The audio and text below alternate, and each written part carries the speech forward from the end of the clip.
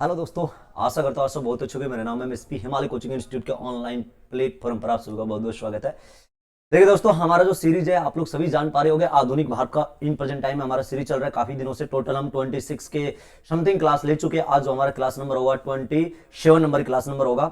और बात करना चाहेंगे हम आज 1919 के शासन व्यवस्था के बारे में, यानी 1919 का जब समय था तो हिंदुस्तान में अंग्रेजों की शासन व्यवस्था के अंदर क्या माहौल था, है ना। और आप लोग सभी जानते हो जब भी 1919 की एक तरह से बात आती है तो माइंड में दो घटना एक तरह से हमारे माइंड में घूमती है। एक तो रोलेट एक्ट, और उसके बाद हमारे देश में एक नेगेटिव प्रभाव रोलेट एक्ट का देश के अंदर काफी पड़ा था। एक टॉपिक आपने शायद सुना होगा, जलियांवाला बाग मैस्कर, यानी कि जलियांवाला बाग हत्याकांड। जी हाँ, इन सभी पर हम चर्चा करेंगे, लेकिन आज का जो हमारा सेशन होगा वो रोलेट एक्ट से संबंधित होगा। ये एक्ट हिंदुस्तान के अंदर जो आया था ब्रिटिश शासन के द्वारा, ब्रिटिश सत्ता के द्वारा, ब्रिटिश रूल रेगुलेशन के माध्यम से, जो 1919 के अंदर लागू किया गया था ना, क्या है इसके बारे में चर्चा करेंगे। और इससे संबंधित जितने भी क्वेश्चन आज तक एग्जाम आए हैं, वो किसी भी प्रकार का एग्जाम हो सकता है, चाहे NDA, CDS, assistant commandant, CGL, CPO वगैरह, टीजीटी, पीजीटी, नेट लेवल तक का कोई भी आपका एग्जाम हो सकता है। सभी एग्जाम से संबंधित हमारे क्वेश्चन होंगे। आप लोग किसी भी टाइप के एग्जाम की तैयारी कर रहे हो, जैसे कि हम आपको बार बार बोलते हैं, ठीक है ना, कि आप एसएससी कॉमन की तैयारी करो, आप कोई भी एकदम, जैसे आप हिस्ट्री स्पेशल नेट की भी तैयारी कर रहे हो, या आप लोग कोई भी एक तरह से अलग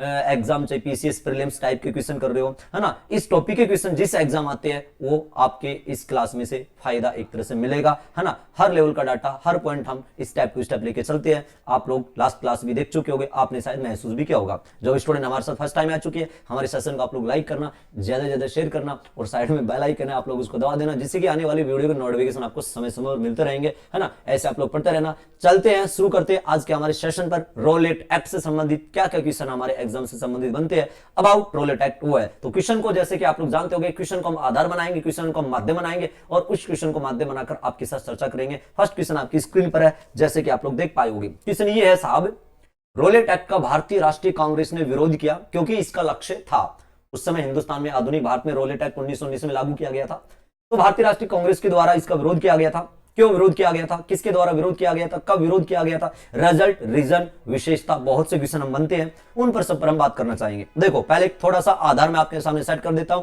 और जो आधार हम सेट करेंगे ना, उससे संबंधित सारे क्वेश्चन है, ये भी आप लोग महसूस करना, ठीक है। बिल्कुल एक सिंपल तरीके से आप लोग समझना चाहो तो। बाकी यहाँ पर क्वेश्चन बैंक होगा, पूरी डिटेल, पूरा एक्सप्लेन हम ऑफलाइन क्लासों में आपको कवर करते हैं। अगर आप लोग हमारे ऑफलाइन स्टूडेंट नहीं हो तो आप लोग एक बार ऑफलाइन क्लासों में भी फर्क महसूस कर सकते हो। डिटेल वाइज है ना, सारी चीजें ऑफलाइन में हमारी चलती है। बट अभी बात करेंगे रोलेट एक्ट से संबंधित जो क्वेश्चन है वो, और उनके बारे में कुछ एक्स्ट्रा चर्चा। जैसे कि मैं क्या बात कर रहा हूं, रोलेट एक्ट। देखो, आप लोग सभी जानते होंगे 1914 के अंदर वर्ल्ड वार शुरू हुआ था। द ग्रेट वार नाम हुआ करता था। वर्ल्ड वार तो एक तरह से बाद में नाम रखा गया, द ग्रेट वार। 1914 से 1918 के टाइम पीरियड में द ग्रेट वार हमारे दुनिया में चला, यानी कि जिसको हम लोग फर्स्ट वर्ल्ड वार के नाम से जानते हैं, 1914 से 1918। अब जब वर्ल्ड वार चलाना तो देखो, दुनिया दो भागों में बटी हुई थी। एक तो मित्र राष्ट्र यानी कि अलाइड पावर, एंड एक एक्सिस पावर एज ए धुरी राष्ट्र। अलाइड पावर एंड मित्र राष्ट्र, ठीक है, यानी कि मित्र राष्ट्र बोले तो अलाइड पावर, और धुरी राष्ट्र बोले तो जो कि आप लोग जानते हो एक्सिस पावर की कैटेगरी में रखे गए थे। अब मित्र राष्ट्र में काफी देश, जैसे कि आप लोग जान पा रहे होंगे, ब्रिटेन हो गया, रशिया हो गया, है ना, अमेरिका हो गया, इस टाइप के मित्र राष्ट्र में एज ए अलाइड पावर में। और धुरी राष्ट्र में जैसे कि जर्मनी वगैरह, आपने मेरे हिसाब से सुना होगा, मेन आइकन तो जर्मनी था उस समय धुरी राष्ट्र का। जब ये वर्ल्ड वार चला तो इस समय देखो, जो ब्रिटेन है ना, ब्रिटेन जिसके उस समय तो हम गुलाम है, लेकिन ब्रिटेन को बुरी तरह भागा भागा के मार रहा था जर्मनी। ये आप लोग सब जानते होंगे, जर्मनी वही हिटलर वाला जर्मनी, ठीक है, बुरी तरह भागा भागा के मारा जर्मनी को, सॉरी ब्रिटेन को, जर्मनी वालों ने। अब ब्रिटेन में इतनी पावर नहीं कि जर्मनी से सीधा मुंह मुकाबला कर सके वर्ल्ड वार में। हालांकि क्या हुआ था वर्ल्ड वार में वो तो अलग से टॉपिक है, आप लोग पढ़ते होंगे प्लान क्लास में भी, ठीक है। अब ब्रिटेन एक तरह से जर्मनी से बिल्कुल परेशान है, एक बिल्कुल आसान भाषा में आधार में आपको बताऊं तो। लेकिन इस समय ना इंडिया राज भी कर रहा है हिंदुस्तान पर, हम इंडिया अंग्रेजों के गुलाम भी है। अब इंडिया में भी देखो एक्शन के ऊपर एक्शन हो रहे थे ब्रिटिश गवर्नमेंट की सत्ता को हिंदुस्तान से उखाड़ फेंकने के लिए। जैसे कि कभी देश के अंदर स्वदेशी मूवमेंट हो रहा है, कभी अलीपुर बम कॉन्स्पिरेसी हो रहा है, कभी होर्डिंग बम कॉन्स्पिरेसी हो रहा है, कभी विदेश की धरती पर एक तरह से हिंदुस्तान में अंग्रेज सत्ता को समाप्त करने के लिए एक्शन के ऊपर एक्शन किए जा रहे हैं, है ना। अमेरिका में, लंदन में, पेरिस में, है ना। मैडम भीकाजी कामा नाम सुना होगा, लाला हरदयाल नाम सुना होगा आपने, श्याम जी कृष्ण वर्मा का नाम सुना होगा। तो अलग अलग तरीके से एक तरह से एक ही टारगेट है, लेकिन रास्ता सबका अलग अलग है। हिंदुस्तान अंग्रेजों के खिलाफ लड़ रहा है, और इसी समय जर्मनी भी ब्रिटेन को वर्ल्ड वार की आड़ में बात करें तो भगा भगा के मार रहा है। तो ब्रिटेन ने क्या किया था, सन 1915 ईस्वी के अंदर एक एक्ट लागू किया था जिसका नाम था defence India act defence India act सन 1915 में लागू किया था, जिसके अंदर अंग्रेजों ने बोला था कि भाई कोई भी हिंदुस्तानी बंदा अगर हमारे अंग्रेजों के खिलाफ कोई भी हिंसात्मक एक्शन लेगा या कोई भी एक तरह से बम ब्लास्ट क्रांतिकारी घटना को अंजाम देगा तो हम इन इंडियन लोगों को अरेस्ट करेंगे और अरेस्ट कर जेल में बंद कर देंगे। जब तक जेल में बंद रखेंगे जब तक वर्ल्ड वार चलता रहेगा। ये 1915 में डिफेंस इंडिया एक्ट जो लागू किया था, इसके अंदर एक तरह से अंग्रेजों ने बोला। अब 1915 में डिफेंस इंडिया एक्ट लागू किया गया, उस समय तो पता नहीं था वर्ल्ड वार कब खत्म होगा, लेकिन वर्ल्ड वार कब खत्म हो गया था, हम तो इतिहास को पढ़ रहे हैं, इन प्रेजेंट टाइम में जी रहे हैं, तो वर्ल्ड वार खत्म हो गया था फर्स्ट, यानी कि द ग्रेट वार खत्म हो गया था 1918 में। तो 1918 में वर्ल्ड वार खत्म हो गया ना, तो साहब डिफेंस इंडिया एक्ट भी खत्म होगा, जाहिर सी बात है। लेकिन अंग्रेज क्या करते हैं, अंग्रेजों ने महसूस किया कि जर्मनी से तो छुटकारा मिल चुका है वर्ल्ड वार के दौरान, लेकिन अब इंडिया के जो लोग हैं इतने दिनों से अपने आप को दबा के बैठे थे, एक भयंकर आग की गोली की तरह हिंदुस्तान की क्रांतिकारी ज्वाला एक तरह से उठ खड़ी होगी और अंग्रेजों को बुरी तरह सुलटा सुलटा के मारेंगी, भगा भगा के मारेंगी। सब लोग जानते हो आप लोग। तो अंग्रेजों ने क्या किया, थोड़ा सा एक तरह से नया दिमाग खेला कि जो डिफेंस इंडिया एक्ट है ना, इसकी वैलिडिटी बढ़ा देते हैं। बट अंग्रेज डिफेंस इंडिया एक्ट की वैलिडिटी बढ़ाएंगे तो सरासर एक तरह से अपने कानून का उल्लंघन कर रहे हैं अंग्रेजी। तो अंग्रेजों ने क्या किया, हिंदुस्तान के अंदर अंग्रेजों ने क्या किया, सेम डिफेंस इंडिया एक्ट की तरह ही कि इंडिया वाले लोगों को एक तरह से दबा के रखे, इंडिया वाले लोगों को बिल्कुल शांत रखे। अगर ये कोई भी हिंसात्मक घटना को अंजाम दे रहे हैं, ये क्रांतिकारी एक्शन एक तरह से समय समय पर कर रहे हैं, तो इनकी जो भी गतिविधियां है ना, क्रांतिकारी गतिविधियां, उनको बिल्कुल एक तरह से शांत रखे। ये सब चीज सोचते हुए ब्रिटिश गवर्नमेंट क्या करती है, अपने भारत के अंदर एक कानून लागू करने की कोशिश करती है। और जो कानून अंग्रेजों ने लागू किया ना, वो एक कमेटी बनाई सबसे पहले, और उस कमेटी का नाम था सेडिशन। सेडिशन आपने सुना होगा, एक इंग्लिश शब्द है जिसका मतलब होता है राजद्रोह। सेडिशन, देखो मैं यहां पर बात कर रहा हूं। अब इस क्वेश्चन का आंसर क्या होगा वो तो आप लोग आराम से समझ जाओगे, क्वेश्चन कोई हार्ड नहीं होते हैं। अगर कंसेप्ट छोटा सा समझ लिया ना तो किसी लेवल का क्वेश्चन आराम से आंसर दे दोगे। एक कमेटी बनी जिसका नाम था सेडिशन कमेटी। सेडिशन का मतलब होता है वैसे राजद्रोह, ठीक है। सेडिशन जो शब्द है ना, इसका मतलब होता है भाई साहब राजद्रोह। तो या तो आप इसको बोल सकते हो सेडिशन कमेटी, या आप इसको बोल सकते हो राजद्रोह कमेटी। और जो ये राजद्रोह कमेटी है, जो सेडिशन कमेटी बनी थी ना, इसका जो चीफ थे, इसके जो प्रेसिडेंट थे ना, वो थे सिडनी रोलेट, है ना। सिडनी जो कि एक शहर भी है वैसे तो सिडनी रोलेट की अध्यक्षता में एक कमेटी बनी, सेडिशन कमेटी। और इसी सेडिशन कमेटी के द्वारा, ठीक है, हमारे देश के अंदर एक कानून पारित करवाया गया अंग्रेजों के उस समय सन 1918 के अंदर, सॉरी 18 मार्च 1919 को।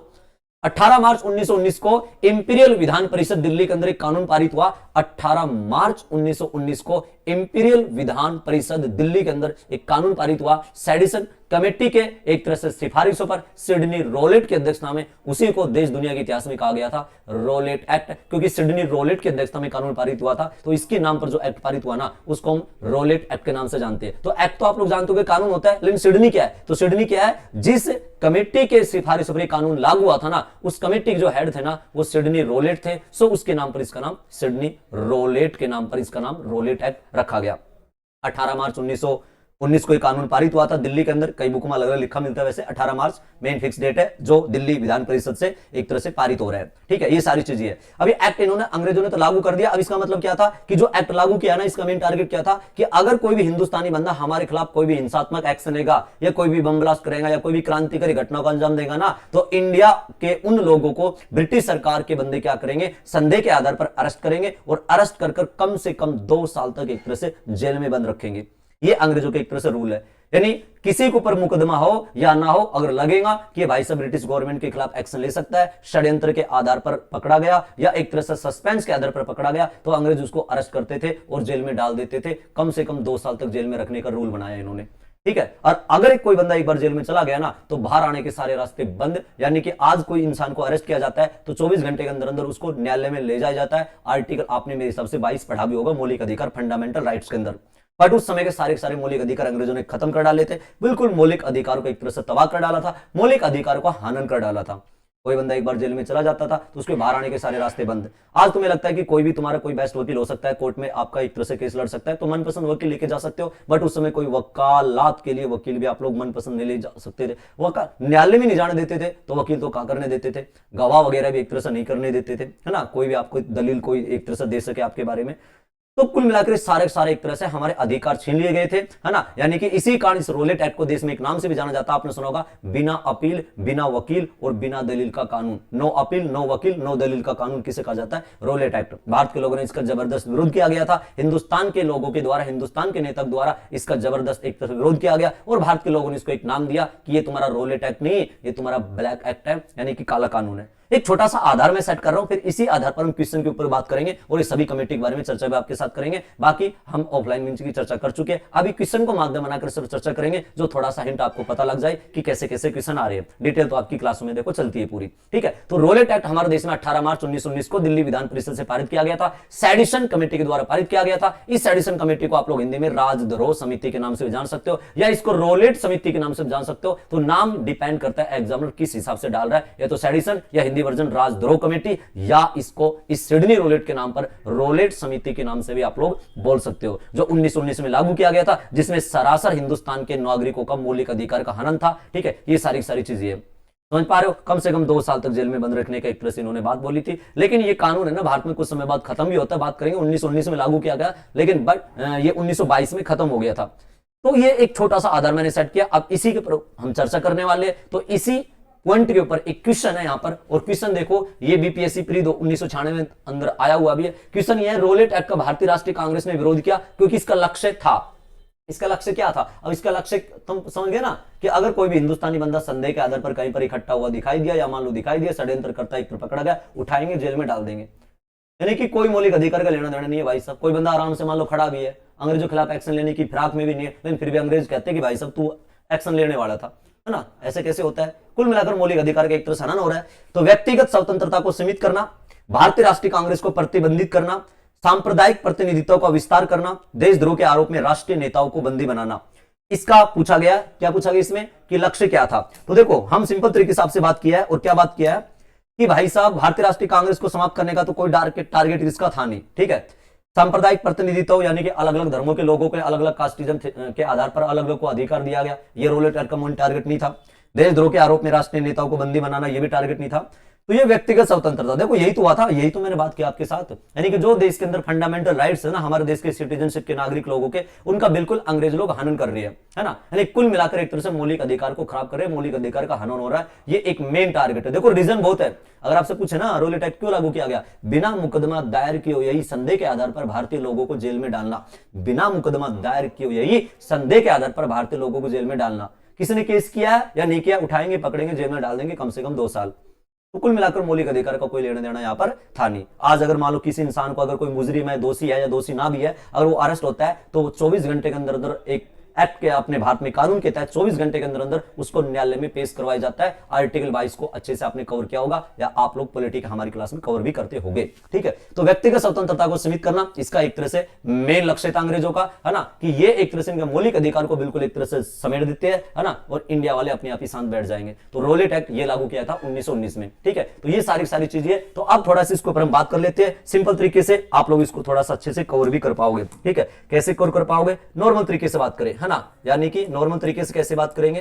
रोलेट, ठीक है भाई, रोलेट एक्ट, ठीक है। ये एक तरह से कानून है, एक टर्निंग पॉइंट था हिंदुस्तान के इतिहास में ये भी। तो इसके बारे में थोड़ा सा हम चर्चा कर रहे हैं रोलेट एक्ट के बारे में। देखो पहला पॉइंट क्या कि भाई साहब ये पारित कब हुआ, ठीक है। रोलेट एक्ट जो है हमारे देश के अंदर, जिसके बारे में मैंने अभी चर्चा आपसे की है, तो पारित कब हुआ था ये? तो ये पारित हुआ था 18 मार्च, ठीक है, सन 1919 को, ठीक है। ये किसके द्वारा पारित हुआ था? एक तरह से अंग्रेजों के पार्लियामेंट में तो पारित हुआ था ना। तो एक इंपीरियल विधान परिषद हुआ करती थी दिल्ली में, है ना। तो यहां पर हम बात करते हैं इंपीरियल कमेटी, देखो अलग है, इंपीरियल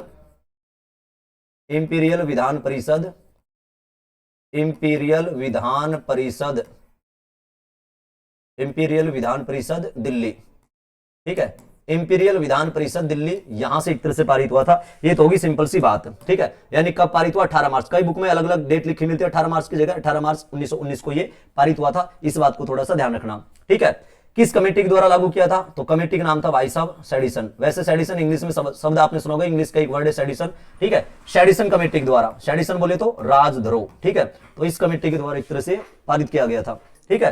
तो सेडिशन बोले तो सेडिशन हो गया, राजद्रोह कमेटी भी लिखा मिल सकता है, या सेडिशन लिखा मिल सकता है, या इसको रोलेट कमेटी के नाम से भी आप लोग मेरे हिसाब से बोल सकते हो। सेडिशन कमेटी बोल दो या राजद्रोह कमेटी बोल दो, एक ही बात है। या आपको यह भी नाम लिखा मिल सकता है कि रोलेट कमेटी, ठीक है। तो यह भी आपको नाम मिल सकता है रोलेट कमेटी, ठीक है, तो ये है कमेटी। लेकिन ज्यादातर मैं आपको बताऊं, आपने प्रीवियस एग्जाम क्वेश्चन देखे होंगे तो आपको सेडिशन ही नाम मिलेगा, सेडिशन कमेटी के द्वारा लागू किया था या राजद्रोह कमेटी के द्वारा लागू किया था, इस बात को थोड़ा सा समझना। और इसी के जो प्रेसिडेंट थे ना भाई साहब, इसी कमेटी जो हेड थे ना, इस कमेटी के जो अध्यक्ष थे ना, यानी किसकी अध्यक्षता में कमेटी बनी थी, तो उसका नाम था सर सिडनी रोलेट। ठीक है, सिडनी वैसे एक तरह से एक शहर भी है ऑस्ट्रेलिया के अंदर, और सिडनी कनाडा में भी एक शहर है, ध्यान रखना, लेकिन ऑस्ट्रेलिया वाला आपने सुना होगा।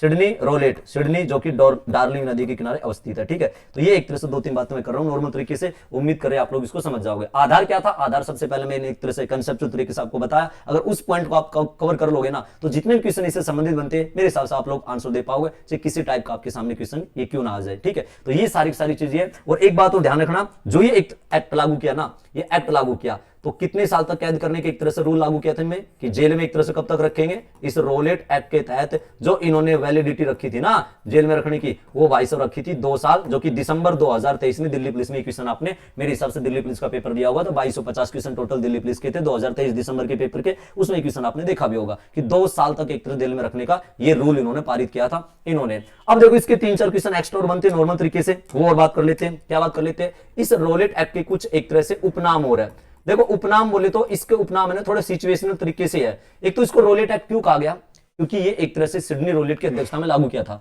बट इसका ऑथेंटिक औपचारिक ऑफिशियल अगर नेम की बात करो ना मैं, ऑफिशियल नेम जो था इस रोलेट एक्ट का, अंग्रेजों के द्वारा जो पारित किया गया कानून था, उसका रियल नाम था the anarchical and revolutionary crime act. इस बात को समझना, अनार्किकल यानी कि अराजकता, ठीक है, the anarchical and revolutionary crime act इसका ऑथेंटिक रियल नाम था, यह ध्यान रखना, वास्तविक नाम था the anarchical and revolutionary crime act. ठीक है, अगर मैं बात करूं ना तुमसे कि इस एक्ट का रियल नाम क्या था, तो इसका रियल नाम था the anarchical and revolutionary crime act, जो कि आपने मेरे हिसाब से पढ़ा भी होगा, अगर आपने पढ़ा हो तो इसको डिटेल से, the anarchical and revolutionary crime act. But इसके उपनाम की बात करें ना, तो इसके उपनाम थोड़े से अलग अलग है। कई उपनाम पढ़े, जैसे कि कॉमन छोटी क्लासों से पढ़ते आ रहे होगे, ब्लैक एक्ट, काला कानून, है ना, शब्द बाण से अपमान करने के लिए इसको बोला गया काला कानून। ठीक है, दूसरा इसमें कोई भी न्यायालय में आज अगर मान लो किसी इंसान को कोई एक तरह से पुलिस अरेस्ट भी करती है ना, चाहे वो दोषी हो या निर्दोष हो, कुछ भी है, तो उसको न्यायालय में जाने का अधिकार है। अगर तुम्हें लगता है कि भाई साहब ये बंदा एक तरह से अपना वकील, कितना भी आप कितने बड़े गैंगस्टर क्यों हो, कितने बड़े दोषी क्यों हो, मनपसंद वकील आप हिंदुस्तान में कर सकते हो, आप अपना दलील एक तरह से पेश करने के लिए गवाह वगैरह भी एक तरह से ले जा सकते हो, ये सारी पावर आज हिंदुस्तान में लोकतंत्र देश में है। लेकिन उस समय 1919 में इस एक्ट के तहत अगर कोई बंदा एक बार न्यायालय में चला गया ना, सॉरी जेल में चला गया, तो बाहर आने का रास्ते सारे बंद, ना तो न्यायालय में जाने देते थे, ना गवाह करने देते थे, ना वकील करने देते थे।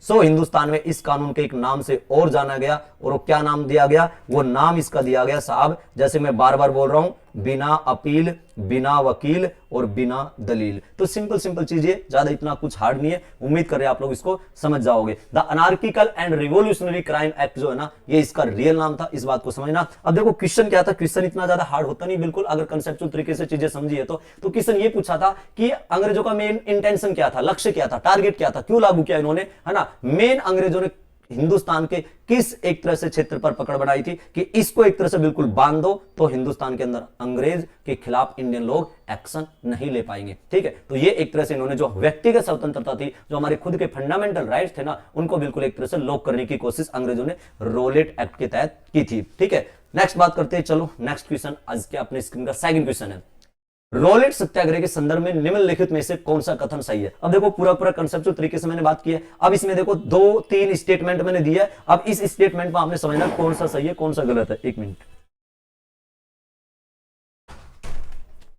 ठीक है, तो ये एक तरह से आपने समझना इसका सही आंसर क्या होगा, है ना। ये प्रीलिम्स 2015 में आया वो पॉइंट भी है, लेकिन हार्ड इतना कुछ नहीं है अगर आपने अच्छे से इस आधार को या कंसेप्ट को माइंड में सेट किया है। क्वेश्चन ये है कि रोलेट सत्याग्रह के संदर्भ में निम्नलिखित में से कौन सा कथन सही है, यानी कि राइट पॉइंट, एक तरह से राइट जो स्टेटमेंट है वो हमने कवर करना है। ठीक है, रोलेट अधिनियम सेडिशन कमेटी की सिफारिशों पर आधारित था, कई बात सही है, कौन सा सही है पूछना है। सेडिशन कमेटी की सिफारिश पर आधारित था, तो भाई बिल्कुल सही बात है, सेडिशन कमेटी के द्वारा तो लागू किया था, राजद्रोह कमेटी के द्वारा, रोलेट समिति के द्वारा, सेडिशन जिसके हेड सिडनी रोलेट थे, तो इसके द्वारा ही पारित किया गया था, सिंपल सी बात है। ठीक है, रोलेट सत्याग्रह में गांधी जी ने होम रूल लीग का उपयोग करने का प्रयास किया। ठीक है, यह बात भी बिल्कुल सही है। ठीक है, रोलेट एक्ट सत्याग्रह में गांधी जी ने होम रूल लीग का उपयोग करने का प्रयास किया। होम रूल लीग देखो जानते हो ना, होम रूल लीग हिंदुस्तान के अंदर एनी बेसेंट और गंगाधर तिलक के द्वारा बनाई गई थी, जैसे लास्ट क्लास में मैंने बात किया है, लेकिन बाद में एक तरह से होम रूल आंदोलन मतलब एक तरह से ज्यादा चल नहीं पाता है ना, बिल्कुल डाउन हो गया था। तो इस होम रूल लीग को एक तरह से महात्मा गांधी अपने अंडर में लेके आते हैं,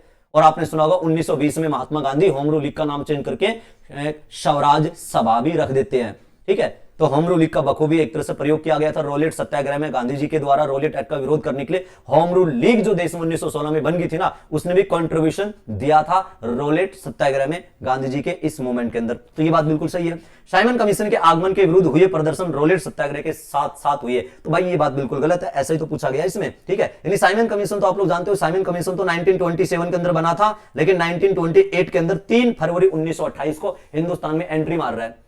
तो ये तो बहुत ही बात की बात है, लेकिन हम 1919 समय की बात कर रहे हैं, तो इससे कोई लिंक नहीं था साइमन कमीशन का और रोलेट एक्ट संबंधित टाइम का। ठीक है, तो ये एक तरह से स्टेटमेंट गलत हो जाएगा, बाकी दोनों स्टेटमेंट ऊपर वाले स्टेटमेंट बिल्कुल सही है। तो इसमें सही पूछा गया था, तो केवल 1 और 2 इसका सही आंसर आ जाएगा। ठीक है, ये पॉइंट है। अब देखो, यही तो मैं बार बार कह रहा हूं, अब देखो क्वेश्चन इतना है ना, आईएएस प्री का क्वेश्चन है, लेकिन इतना हार्ड क्वेश्चन थोड़ी ना। क्यों? क्योंकि आपने एक तरह से इसको अच्छे से कंसेप्चुअल तरीके से अगर समझाओ तो। लैंग्वेज तो चेंज हो रही है, स्टेटमेंट तो क्वेश्चन बन रहा है, बाकी एक तरह से एबीसीडी सीधे वन लाइनर पॉइंट तो है नहीं, है ना। तो इस तरीके से भी थोड़ा सा चीजों को आप लोग कवर कर सकते हो, अपनी तैयारी करने का सलीका दिशा वगैरह भी मेरे हिसाब से चेंज कर सकते हो। ठीक है, तो ये आसान पॉइंट है। और रोलेट सत्याग्रह अबाउट क्या था, इसके बारे में मैं सारी चीजें अभी आपको बताया, और इससे संबंधित अब देखो 2 क्वेश्चन के अंदर मैंने छोटे से आधार आपके सामने सेट किए। अब इसी के आधार पर दुनिया भर के क्वेश्चन है, एक तो रोलेट एक्ट से संबंधित टॉपिक है, और दूसरा इस समय कौन कौन सी घटना और घटी थी 1919 में, उसके बारे में भी चर्चा करेंगे। ठीक है, तो ये सारी चीजें हमारे पॉइंटों का या आज के सेशन का आधार बनेंगी। ठीक है साहब, नेक्स्ट क्वेश्चन चलो बात करते हैं। भारतीय स्वतंत्रता संग्राम के दौरान रोलेट एक्ट ने किस कारण से सार्वजनिक रोष उत्पन्न हुआ या उत्पन्न किया? रोलेट एक्ट ने किस कारण से सार्वजनिक यानी सभी लोगों में एक रोष का भाव उत्पन्न किया था? तो इसका सही आंसर आपने बताना है। इसमें एक ही एक तरह से स्टेटमेंट है, एबीसीडी ऑप्शन है सीधे। इसने धर्म की स्वतंत्रता को कम किया, क्या बात सही है? इसने भारतीय पारंपरिक शिक्षा को दबाया। ठीक है, ट्रेडिशनल जो एजुकेशन है, क्या उसको एक तरह से इन्होंने दबाया था। इसने लोगों को बिना मुकदमा चलाए जेल भेजने के लिए अधिकृत किया। आप लोग एक तरह से समझ पा रहे होगे मेरे हिसाब से, और समझ चुके होगे, आंसर माइंड में टॉस कर लिया होगा, इसका आंसर क्या होगा। इसने श्रमिक संघ ट्रेड यूनियन की गतिविधियों को नियंत्रित किया, तो ये भी बात एक तरह से नहीं। देखो ऑप्शन सी में देख रहे हो ना, आप नोटिस कर रहे हो ना, मैंने क्या कहा है कि रोलेट एक्ट क्यों लागू किया गया था? हिंदुस्तान के अंदर बिना मुकदमा दायर किए हुए भारतीय लोगों को संदेह के आधार पर एक तरह से जेल में बंद करना, ये इसका मेन टारगेट हुआ करता था रोलेट एक्ट का। ठीक है, ये सारी चीजें हैं। हाँ जी सर, आप इधर आओ, बार बार बैग है, जल्दी लो, नीचे से ले जाओ जल्दी से।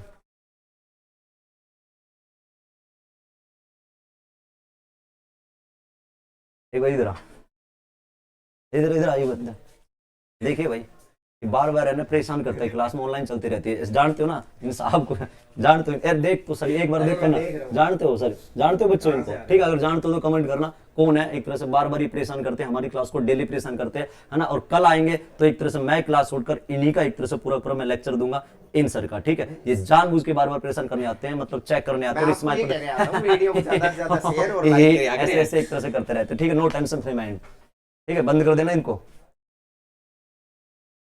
ठीक है भाई, तो देखते हैं, है ना। तो मेरा मतलब समझ रहे हो, क्या इसने भारतीय पारंपरिक शिक्षा ट्रेडिशनल एजुकेशन को दबाया था? क्या रोलेट एक्ट जब लागू हुआ था इससे ट्रेडिशनल एजुकेशन का एक तरह से विनाश हुआ था? ऐसा तो नहीं है। तो क्या हुआ था? हिंदुस्तान के मौलिक अधिकार का हनन करने का टारगेट अंग्रेजों का मेन था, है ना। और अंग्रेजों ने कहा था कि अगर कोई भी हिंदुस्तानी बंदा हमारे खिलाफ हिंसात्मक एक्शन लेगा या एक तरह से कोई भी क्रांतिकारी घटनाओं को अंजाम देगा ना, तो उनको संदेह के आधार पर अरेस्ट करेंगे और पकड़कर जेल में बंद कर देंगे कम से कम 2 साल तक, है ना। किसी ने केस किया भी नहीं होना तो उससे पहले भी एक तरह से क्या करते थे, ये अरेस्ट करके जेल में डाल देते थे कम से कम 2 साल के लिए। ठीक है, तो कुल मिलाकर बिना मुकदमा दायर किए हुए ही भारतीय लोगों को संदेह के आधार पर जेल में डालना एज ए रोलेट एक्ट, इसी के बारे में तो बात किया था मैंने फर्स्ट स्टेप के अंदर। तो इसका आंसर क्या आ जाएगा? इसने लोगों को बिना मुकदमा चलाए जेल भेजने के लिए अधिकृत किया, तो इसका बिल्कुल सही आंसर ये आ जाएगा। उम्मीद करें आप लोग इसको अच्छे से समझ चुके होंगे। चलो बात करते हैं नेक्स्ट। रोलेट एक्ट लाने का क्या प्रयोजन था? देखो क्वेश्चन वही है, टॉपिक एक ही है, क्वेश्चन जो है ना बस लैंग्वेज चेंज हो रही है, और रट्टाफिकेशन मारने वाले वन लाइनर पढ़ने वाले बच्चे जो है ना वो इन्हीं चीजों में एक तरह से फंसते ज्यादातर। तो इसलिए इसके हम 3-4 एक टॉपिक के 3-4 अलग अलग टाइप के क्वेश्चन की जो लैंग्वेज है ना उसको सेट करके आपके सामने सेट कर रहे हैं, जो कि एसएससी या अन्य पीसीएस वगैरह कोई भी एग्जाम उनमें क्वेश्चन रिपीट हो चुके, चाहे नेट वेट का किसी टाइप का पेपर हो। तो लैंग्वेज तो चेंज हो रही है ना, बाकी चीज तो वही है, एक तरह से घटना तो वही है। ठीक है, अब आपने किस आधार से इन चीजों को समझा है ये आपके ऊपर डिपेंड करता है, और उम्मीद करें आप लोग इनको अच्छे से समझ रहे होंगे। तो है रोलेट एक्ट लाने का क्या उद्देश्य था, प्रयोजन बोले तो इंटेंशन क्या था था इसका, ठीक है। तो भूमि सुधार करने के लिए क्या रोलेट एक्ट लाए थे अंग्रेज, है ना। भूमि सुधार करने के लिए तो अंग्रेज रोलेट एक्ट नहीं लाए थे। लैंड रिफॉर्म्स से संबंधित तो रोलेट एक्ट था नहीं, ध्यान रखना, है ना। यह भूमि सुधार से संबंधित राष्ट्रीय एवं क्रांतिकारी गतिविधियों पर रोक लगाना, बैलेंस ऑफ ट्रेड को ठीक करना, द्वितीय विश्व युद्ध के बंदियों पर मुकदमा चलाना। तो ये सारे अब देखो समझ गए होगे, और मैं उम्मीद कर रहा हूं आपने माइंड में तो देखो क्वेश्चन टॉस किया होगा, है ना, और शायद आपने बी ही टॉस किया होगा अगर आपने फर्स्ट इस टाइप से चीजों को अच्छे से समझा है। तो ये हो जाएगा राष्ट्रीय एवं क्रांतिकारी गतिविधियों पर रोक लगाना, यानी कि अंग्रेजों ने सोचा था ना, देखो वर्ल्ड वार तो खत्म हो गया, अब अंग्रेजों ने डिफेंस इंडिया एक्ट के तहत तो हिंदुस्तान के बंदों को 4 साल तक तो बिल्कुल दबा के रखा। अब जैसे ही वर्ल्ड वार खत्म हुआ तो अंग्रेजों ने सोचा कि भाई साहब फिर से एक तरह से क्रांतिकारी ज्वाला, हिंदुस्तान के लोग अंग्रेजों के खिलाफ फूट पड़ेंगे। वैसे पहले जैसी घटना कभी जैसे अलीपुर बम कॉन्स्पिरेसी हुआ था, होर्डिंग बम कॉन्स्पिरेसी हुआ था, है ना। तो ये जो क्रांतिकारी घटना एक तरह से एकदम उछाल पर आएगी ना, तो इनको कैसे कंट्रोल किया जाए, और इसको कंट्रोल करने के लिए अंग्रेज लोग क्या करते हैं, एक देश के अंदर एक ग्रुप बनाते, सेडिशन कमेटी बनाते हैं, और इसी सेडिशन कमेटी की सिफारिशों पर हमारे देश के अंदर 18 मार्च 1919 को इंपीरियल विधान परिषद दिल्ली से एक्ट पारित कर दिया जाता है, जिसको हम लोग रोलेट एक्ट के नाम से पढ़ रहे हैं, बार बार समय समय पर इसी के बारे में चर्चा आपके साथ कर रहा हूं, ठीक है। तो क्या था, राष्ट्रीय एवं क्रांतिकारी गतिविधियों पर रोक लगाना, यानी कि देश की जो क्रांतिकारी गतिविधि है ना, उनको बिल्कुल एक तरह से कंट्रोल करना, इसका मेन एक तरह से रोलेट एक्ट का टारगेट था। तो देखो टारगेट है ना, अब देखो एक सीधा लाइन याद मत करना, अब देखो एक उद्देश्य है और कितनी तरीके से लैंग्वेज बन सकती है, आपने इन चीजों से सिर्फ यही महसूस करना, क्वेश्चन आंसर सबको याद हो जाते हैं, लेकिन लैंग्वेज अगर चेंज हो जाती है ना, तो क्या करोगे, वो एक तरह से हमारा उद्देश्य है उसको एक तरह से आपके सामने सेट करना, और उम्मीद करें आप लोग अच्छे से माइंड को सेट कर रहे होगे, ठीक है। चलो नेक्स्ट है, न दलील न वकील न अपील, नो दलील नो वकील नो अपील टिप्पणी इनमें से किससे संबंधित है, तो इसके बारे में बात कर चुके हैं। जैसे चार्टर अधिनियम ऐसे भारत में बहुत आए थे, ठीक है, आपने सुना होगा चार्टर अधिनियम 1813 का भी, 33 का भी काफी आए। रोलेट एक्ट है, विनियमन अधिनियमन है, रेगुलेशन एक्ट है ना, रेगुलेट करने के लिए हिंदुस्तान में एक तरह से अंग्रेजों के एक एक्ट आया था, रेगुलेशन एक्ट या रेगुलेटिंग एक्ट 1773, जो हिंदुस्तान की धरा पर अंग्रेजों का पहला एक्ट था, 1773 में रेगुलेटिंग एक्ट सुना होगा आप सभी ने। तो क्या वो नो दलील नो वकील वगैरह का ये संबंध है, या पिट्स इंडिया एक्ट 1784 जो हिंदुस्तान के अंदर आया था, Pitt's India act politic angle से आप लोग पढ़ोगे इनको, तो आप लोग इसको भी मेरे हिसाब से समझ चुके होंगे, रोलेट एक्ट, ठीक है। यानी कि अगर कोई बंदा एक बार जेल में चला गया अंग्रेजों के उस समय शासन में, तो कम से कम 2 साल तक जेल में रखेंगे, ना तो न्यायालय में लेके जाते थे, ना वकील करने देते थे, ना कोई दलील या दलाल या गवाह वगैरह एक तरह से ले जाने देते थे। तो इसको कहा गया था बिना अपील, बिना वकील और बिना दलील का कानून, रोलेट एक्ट का काफी नाम है, बट एक्चुअल ऑथेंटिक ऑफिशियल अगर इसके नेम की बात करें ना, the anarchical and revolutionary crime act, the anarchical and revolutionary crime act इसका रियल नाम था, लेकिन निकनेम में ब्लैक एक्ट हो गया, है ना, या एक तरह से नाम और बताए तो इसका ये बिना अपील वकील वाला ये एक्ट हो गया। रोलेट भी इसका नाम एक तरह से है, वो सिडनी रोलेट के नाम पर, ठीक है। तो ये सारी चीजें है ना, और भी काफी क्वेश्चन आएंगे, उसके आधार बनाएंगे। नेक्स्ट क्वेश्चन है आरआरबी एनटीपीसी के अंदर 2021 की शिफ्ट में पूछा गया क्वेश्चन है, महात्मा गांधी ने रोलेट एक्ट के विरुद्ध सत्याग्रह किस वर्ष किया था, ठीक है। तो उम्मीद कर रहे हैं आप लोग इसको भी एक तरह से अच्छे से मेरे हिसाब से कवर कर पाओगे। ऑप्शन आपके सामने 1922 से 1920 है, 1919 है, 1921 है ना, यही तो चीज कर रहा हूं कई देर से मैं। तो आप इसका आंसर क्या होगा ये आप कमेंट करना कोशिश करना, कि एक तरह से इसका बिल्कुल सही आंसर मेरे हिसाब से क्या होगा ये आप लोग बता सकते हो, ठीक है। जी हाँ, ठीक है, कर लिया होगा एनटीपीसी में। तो देखो 1919, 1920, 22, तो भाई रोलेट एक्ट की बात कर रहे हैं यार, कॉमन सी बात है। रोलेट एक्ट कब लागू किया गया था, तो 1919 में लागू किया था। अब देखो इसके बारे में थोड़ी सी मैं बात करता हूं, इसको थोड़ा समझना। देखो एमजी की बात करें ना, ये जो रोलेट सत्याग्रह है ना, थोड़ा ढंग से समझना इस बात को, जो अपने भारत में जो रोलेट सत्याग्रह है ना, रोलेट सत्याग्रह, ठीक है, ये हिंदुस्तान में है ना, इंडिया में महात्मा गांधी का, और समझ पा रहे हो मैं क्या कहने चाह रहा हूं, ऑफलाइन हो तो आप लोग, इंडिया में महात्मा गांधी का प्रथम साहसिक कार्य, या आसान भाषा में अगर इस लैंग्वेज को और थोड़ा समझना चाहो, हिंदुस्तान के अंदर गांधी ने बहुत से मूवमेंट किए, ठीक है। मैं यहां पर आपको थोड़ा सा एक्स्ट्रा बता देता हूं, आप लोग समझना, और कैसे समझोगे। जैसे गांधी के अगर जीवन की बात करें, गांधी के लाइफ का first movement, first action, first satyagraha वो 1906 में हुआ था, ये आप लोग जानते होंगे, ठीक है। फर्स्ट मूवमेंट है वो 1906 1906 और 7 के अंदर साउथ अफ्रीका के अंदर, ये गांधी जी का पहला एक तरह से आंदोलन आप लोग मेरे हिसाब से अच्छे से सुना होगा। लेकिन अगर आपसे बात करें कि इंडिया में गांधी के लाइफ का पहला मूवमेंट, इंडिया में फर्स्ट, इंडिया में गांधी का फर्स्ट अगर बात करें ना तो हो जाएगा 1917 चंपारण आंदोलन। अगर बात करें गांधी का भारत में first hunger strike, last class में इसके बारे में बात कर चुके हैं, तो अहमदाबाद मिल मजदूर आंदोलन 1918। ठीक है। कंप्लीट किसानों को समर्पित महात्मा गांधी का जो पहला आंदोलन है वो खेड़ा सत्याग्रह 1918। ठीक है। अब मैं बात किया यहां पर, अब क्या बात किया मैंने कि गांधी जी का भारत में एक तरह से संपूर्ण भारत के लिए किया गया पहला मूवमेंट या पहला साहसिक कार्य 1919 रोलेट सत्याग्रह। देखो क्या गांधी जी साउथ अफ्रीका में गए थे 1893 में, वहां पर उस देश की धरा पर गांधी ने पहला एक्शन लिया था उस देश के अंदर 1906 और 7 के समय में, जो गांधी की लाइफ का पहला एक्शन था साउथ अफ्रीका में। इंडिया में आए तो उन्होंने चंपारण आंदोलन किया था। लास्ट क्लास पूरी डिटेल से मैंने चंपारण आंदोलन की पढ़ाई, अगर आपने नहीं देखा तो आप लोग लास्ट पेज देख सकते हो, 25 या 24 नंबर की क्लास मेरे हिसाब से मिलेंगी, आप लोग वहां पर चेक करना। तो वो गांधी का पहला मूवमेंट था भारत की धरती पर। लेकिन आप लोग समझ पा रहे हो कि चंपारण आंदोलन पूरे देश के लिए नहीं था, चंपारण आंदोलन एक रीजनल मूवमेंट था, एक क्षेत्रीय आंदोलन था। गांधी जी की पहली भूख हड़ताल अगर किसी मूवमेंट हुई ना, भूख हड़ताल यानी कि हंगर स्ट्राइक गांधी जी की पहली हुई थी, तो हुई थी अहमदाबाद मिल मजदूर आंदोलन में 1918 में, जिसके बारे में क्लास में कल परसों आपको डिटेल दे चुका हूं। ठीक है, ऑनलाइन क्लास के अंदर ही।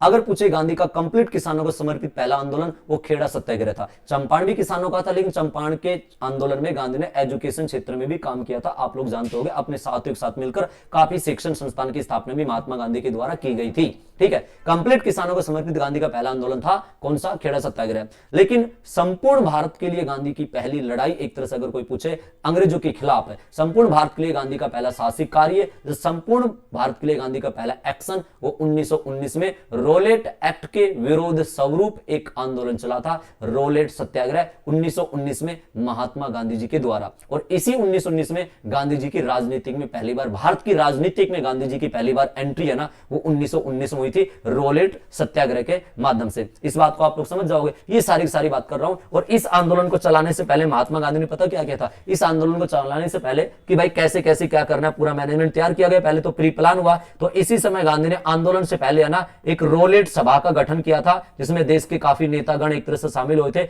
और जो रोलेट सभा गांधी जी ने बनाई थी ना, उस रोलेट सभा के जो अध्यक्ष है ना, अध्यक्ष वो अपने महात्मा गांधी जी बने थे। और इसी रोलेट सभा के द्वारा अपने भारत के अंदर, इसी रोलेट सभा के द्वारा अपने भारत में 6 अप्रैल सन 1919 का समय था, गांधी जी क्या करता है, इस एक्ट के खिलाफ एक आंदोलन करता है संपूर्ण भारत में, और उसको कहा गया रोलेट सत्याग्रह, है ना। और इसी कारण जो 6 अप्रैल है ना, 6 अप्रैल को गांधी जी के द्वारा और भारत के नेता के द्वारा ना इंडिया में एक डे मनाया गया, और उस दिवस का नाम है अपमान दिवस, इंसल्ट डे। ठीक है, इंसल्ट डे भारत में गांधी के नेतृत्व में 1919 में मनाया गया था, अंग्रेजों का विरोध करने के लिए। रोलेट सत्याग्रह के दौरान रोलेट एक्ट का विरोध स्वरूप है, तो अपमान दिवस 6 अप्रैल 1919 को मना था। इस बात को आप लोग ध्यान रखना। तो रोलेट सत्याग्रह एक तरह से शुरू हुआ था 1919 में, जो कि संपूर्ण भारत में गांधी जी का पहला साहसिक कार्य। यही एक तरह से काफी देर से मैं बात कर रहा हूं, और उम्मीद कर रहे हैं आप लोग समझ पा रहे होंगे। ठीक है, गांधी जी ने एक्शन लिया था, आंदोलन किया था। ठीक है, बंबई से एक तरह से आंदोलन शुरू हुआ था, इस बात को ध्यान रखना। आंदोलन की शुरुआत अगर पूछे ना आपसे, वैसे तो पूरे भारत में शुरू हुआ था, लेकिन एक तरह से प्रारंभिक लोकेशन की बात करें तो बंबई से आंदोलन शुरू हो रहा है। और इसी समय ना रोलेट एक्ट का सबसे ज्यादा नेगेटिव प्रभाव है ना, वो पंजाब के अंदर पड़ा हुआ था, पंजाब प्रांत में। तो गांधी जी पंजाब में एक तरह से जाते, आप लोग समझ पाए होंगे, सुना भी होगा आपने, जो हरियाणा के पेपर में कई बार क्वेश्चन पूछा गया। तो जब गांधी जा रहे थे ना, तो 10 अप्रैल 1919 का दिन था। पलवल नामक स्थान पर जैसे गांधी पहुंचते हैं, और पलवल रेलवे स्टेशन से महात्मा गांधी को अरेस्ट कर लिया जाता है और बंबई के अंदर छोड़ दिया जाता है। तो 10 अप्रैल 1919 को इसी सत्याग्रह के दौरान गांधी जी को पलवल से गिरफ्तार भी किया था, ध्यान रखना। वैसे तो महात्मा गांधी को काफी समय एक तरह से हरियाणा के कई स्थानों से कई बार अरेस्ट किया गया था, लेकिन इस सत्याग्रह के दौरान गांधी को अरेस्ट पलवल से किया था अप्रैल 1919 में, 10 अप्रैल 1919 को। और इससे पहले 6 अप्रैल 1919 को गांधी जी पूरा प्लान तैयार करते हैं, अपमान दिवस 6 अप्रैल को मनाया जाता है। गांधी जी सत्याग्रह शुरू करते हैं, और इसी सत्याग्रह के उपलक्ष्य में या बाद में क्या होता है, जो अंग्रेज रोलेट एक्ट लागू करते हैं ना, जो रोलेट एक्ट अंग्रेज लागू करते हैं, वो रोलेट एक्ट लागू तो कब हुआ था? 1919 में, लेकिन ये रोलेट एक्ट है ना 1922 में इसका समापन हो जाता है, ये समाप्त हो जाता है। तो रोलेट एक्ट कानून भारत में समाप्त कब हुआ था? तो 1922 में। शुरू कब हुआ था? 1919 में। शुरुआत का डाटा आपने खूब पढ़ा होगा। तो इस क्वेश्चन का जो आंसर आ जाएगा वो आ जाएगा 1919। ये एक तरह से सिंपल सा पॉइंट है, उम्मीद कर रहे हैं आप लोग इसको अच्छे से कवर कर चुके होंगे। नेक्स्ट क्वेश्चन है भाई अपना, महात्मा गांधी ने किस अधिनियम के विरोध में 6 अप्रैल 1919 को एक दिन के लिए अहिंसक विरोध दर्शन को कहा? तो किस एक्ट के विरोध में? यही तो बात कर रहे हैं हम, तो रोलेट एक्ट के विरोध में। ठीक है, रोलेट एक्ट के विरोध में हिंदुस्तान में महात्मा गांधी ने एक एक्शन लेने का प्लान बनाया। 6 अप्रैल 1919 को, है ना, एक रोलेट सभा का गठन किया गया था 1919 में, और 6 अप्रैल 1919 को इसी रोलेट एक्ट के खिलाफ में महात्मा गांधी ने एक आंदोलन शुरू किया था बंबई से 1919 में, जिसको कहा गया था रोलेट सत्याग्रह। और 6 अप्रैल को गांधी जी अपमान दिवस भी मना रहे हैं। ठीक है, तो ये सारी चीजें जो कि हमने आपसे बात की है, रोलेट एक्ट। तो ये सारे क्वेश्चन आरआरबी एनटीपीसी रिसेंटली पिछले वाले सेशन में एनटीपीसी 2021 में पूछा गया, अभी एनटीपीसी आने वाले भी कुछ दिन बाद। ठीक है, तो इस टाइप के क्वेश्चन आ जाते हैं। क्या हार्ड है क्या नॉर्मल, बिल्कुल सिंपल है, बस थोड़ा सा आधार माइंड में सेट करना है, हो कैसे रहा है चीजें। ठीक है, तो ये है 6 अप्रैल का मैं आपको बता चुका हूं। 6 अप्रैल जो है ना, 6 अप्रैल को क्या मनाया गया था? अपमान दिवस मनाया गया था। ये क्वेश्चन भी एसएससी पूछ चुकी है ना, पुराने एसएससी के प्रीवियस एग्जाम पढ़ोगे तो आपको ये क्वेश्चन मिल जाएंगे। अपमान दिवस 6 अप्रैल को मनाया गया था। ठीक है साहब, नेक्स्ट देखो, है ना, इसे आगे एक तरह से बात करते हैं, नेक्स्ट क्वेश्चन पर बात करते हैं, है ना। ये तो हो गए रोलेट से संबंधित। अब कुछ एक्स्ट्रा क्वेश्चन और बताते हैं गांधी के साथ लिंक बना के, है ना। उस समय के पुस्तक at the feet of Mahatma Gandhi के लेखक थे। एक बुक है जिसका नाम है at the feet of Mahatma Gandhi. ठीक है, एग्जाम में काफी पुस्तक के रचनाकार आते रहते हैं, करंट अफेयर्स की भी एग्जाम बुक आती है, हर सब्जेक्ट से संबंधित पुस्तक एग्जाम में बन जाती है, इनके राइटर वगैरह आपसे पूछ लेते हैं। तो एक क्वेश्चन पूछा गया है at the feet of Mahatma Gandhi, इसके राइटर कौन है वो पूछा गया। तो देखो ऑप्शन है डॉक्टर राजेंद्र प्रसाद है, पंडित जवाहरलाल नेहरू है, आचार्य विनोबा भावे, सरदार वल्लभ भाई पटेल है। सभी नाम से आप लोग वाकिफ हो गए, उम्मीद कर रहे हैं। तो इसका जो सही आंसर आ जाएगा ना, वो आ जाएगा भाई डॉक्टर राजेंद्र प्रसाद। ठीक है, तो डॉक्टर राजेंद्र प्रसाद इसका एक तरह से बिल्कुल सही आंसर आ जाएगा। At the feet of Mahatma Gandhi Rajendra Prasad के द्वारा लिखी गई थी। और वैसे ध्यान रखना, कुछ एक्स्ट्रा बात यहां पर मैं और कर देता हूं, उसको समझना। जो अपने राजेंद्र प्रसाद है ना, राजेंद्र प्रसाद देश के फर्स्ट राष्ट्रपति थे, तो आप लोग जानते होंगे। ठीक है, लेकिन इन्होंने काफी पुस्तक लिखी थी, है ना। और कौन कौन से, अब इनके बुक से संबंधित मैंने पॉइंट डाला महात्मा गांधी के साथ लिंक बना के। तो राजेंद्र प्रसाद जो है ना, राजेंद्र प्रसाद की अन्य पुस्तक भी है। ठीक है, राजेंद्र प्रसाद की कुछ अन्य बुक और है। ठीक है, अन्य बुक तो और कौन कौन सी पुस्तक है जो एसएससी रिपीट कर चुकी है, आपने प्रीवियस एग्जाम देखोगे तो क्वेश्चन मिल भी जाएंगे आपको। तो कौन कौन सी बुक एक्स्ट्रा है तो वो याद कर। एक तो देखो क्या हो गया, at the feet of Mahatma Gandhi, एक तो ये पुस्तक है। एक है हिस्ट्री ऑफ चंपारण सत्याग्रह। ठीक है, देखो जब चंपारण आंदोलन हुआ था ना, तो गांधी के साथ चंपारण में ओनली गांधी नहीं जा रहे अकेले, काफी लोग गए थे, जैसे कि राजेंद्र प्रसाद है, आचार्य जेबी कृपलानी है, नरहरि पारेख है, अनुग्रह सिन्हा जी है, महात्मा गांधी जी है, राजकुमार शुक्ला भी थे जिन्होंने इन्विटेशन दिया था गांधी जी को। तो काफी लोग महात्मा गांधी के एक तरह से साथ गए थे। राजेंद्र प्रसाद भी गांधी के साथ थे। ठीक है, जो कि बटक मियां वाली एक छोटा सा मैंने टाइटल एक माध्यम बताया था आपको, लास्ट क्लासों में पढ़ा होगा अपनी क्लास में। तो जो राजेंद्र प्रसाद गांधी के साथ चंपारण आंदोलन में थे, तो चंपारण में कैसे एक्शन हुआ था, कैसे आंदोलन किया था, फिर कैसे चंपारण आंदोलन एक तरह से सक्सेस हुआ था, तो इसके बारे में, इसकी पूरी हिस्ट्री के बारे में एक बुक लिखी अपने राजेंद्र प्रसाद जी के द्वारा, जिसका नाम था द हिस्ट्री ऑफ चंपारण आंदोलन। मेरी बात सुनो ना, हिस्ट्री ऑफ चंपारण आंदोलन। तो इनकी कुछ बुक है, तो मैं बता देता हूं। हिस्ट्री ऑफ चंपारण आंदोलन, एक तो ये हो जाएगा हिस्ट्री ऑफ, ठीक है, history of Champaran, history of Champaran Satyagraha. ठीक है, हिस्ट्री ऑफ चंपारण, ये सत्याग्रह शब्द है, इसको थोड़ा महसूस करना, आगे एक तरह से हो नहीं पा रहा। ठीक है, द हिस्ट्री ऑफ चंपारण सत्याग्रह, एक तो ये बुक होगी। एक क्या होगी, at the feet of Mahatma Gandhi, ये भी किसकी है, अपने साहब की है, राजेंद्र प्रसाद। एक इनकी बुक है जो ज्यादातर एसएससी में आती है ना, वो बुक इसकी ये आती है, राजेंद्र प्रसाद की ज्यादातर अगर बुक पेपर में आती है तो आती है इंडिया डिवाइडेड, डिवाइडेड। ठीक है, इंडिया डिवाइडेड जो बुक है ना, ये इंडिया डिवाइडेड किसकी पुस्तक है, ये राजेंद्र प्रसाद की है। और इंपोर्टेंट है ना, सारी देखो सारी एग्जाम आई हुई है वैसे, लेकिन फिर भी थोड़ा सा एसएससी का अकॉर्डिंग बात करूं तो इंपोर्टेंट ये है ना। वैसे तो एक तरह से जीआईसी लेक्चर है ना, सुना होगा आपने, एक तरह से government inter college lecturer exam 2018 के अंदर पेपर हुआ था उत्तर प्रदेश में, उसमें आया था at the feet of Mahatma Gandhi, UP के लेक्चरर में। लेकिन सारी इंपोर्टेंट है, बट इंडिया डिवाइडेड जो है ना, वो थोड़ी सी ज्यादा है, वो कई बार पेपर में हमने एसएससी के पेपरों में देखने को मिला है। हम ये बात कर रहे हैं, आपने भी शायद मेरे हिसाब से महसूस किया होगा। एक बुक इनकी है जिसका नाम है असमंजस। ठीक है, असमंजस, असमंजस नामक जो पुस्तक है ना, वो भी किसकी है, वो भी भाई साहब अपने साहब की है। एक बुक और लिखी थी उन्होंने जिसका नाम था बापू के कदमों में, बापू के कदमों में, बापू के कदमों में।